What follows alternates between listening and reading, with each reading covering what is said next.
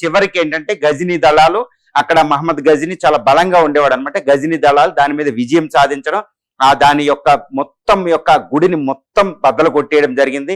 Even శివలింగాన్ని కూడా బద్దలు చేయడం జరిగింది. కొన్ని వాటిని తీసుకెళ్లి గజనీ అనే తన రాజధానిలో ఆయన మెట్లు, సింహాసనం మెట్ల కింద కూడా ఆ రాళ్లు వేసుకోవడం జరిగింది. అసలు ఇక్కడ గజనీ అటాక్ ఎందుకు జరిగిందంటే, మొత్తం అక్కడ ఆల్ బెరూని తన యొక్క గ్రంథాలు, ముస్లిం స్కాలర్స్ అందరూ ఏం చెప్తారంటే, దీన్ని ఏంటంటే ఒక రిలీజియస్ అటాక్ గా మనకు చూపిస్తూ ఉంటారు.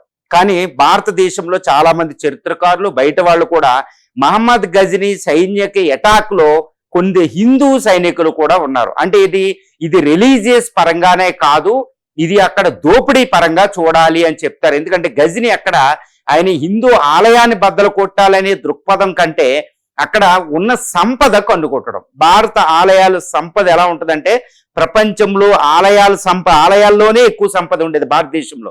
ఎంతటి సంపద అంటే ఈవెన్ బ్రిటిష్ వాడు కూడా అందుకే వచ్చాడు ఇక్కడ ఇండియాకి. మనం తిరువనంతపురం అనంత పద్మనాభ స్వామి టెంపుల్ చూసినా, తిరుపతి టెంపుల్ చూసినా, షిరిడి సాయినాథ్ ఆలయాన్ని చూసినా మనకి సంపద ఎలా ఉందో తెలుస్తన్నమాట.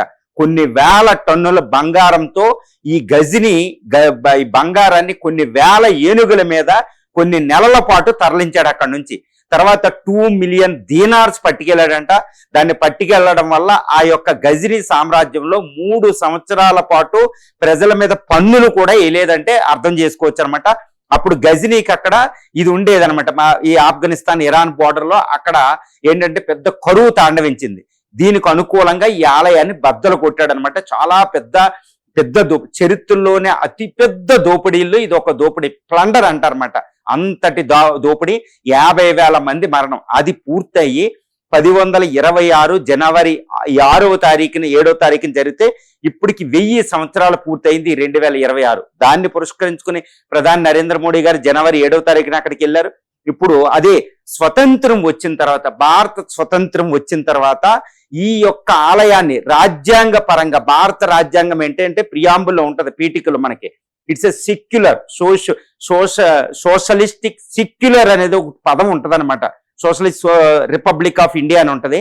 ఈ సోషలిజం అంటే సెక్యులర్. ఇప్పుడు ప్రస్తుతం ఆ రాజ్యాంగాన్ని ఎవ్వరూ మార్చలేదు. సెక్యులర్ దేశం మనది.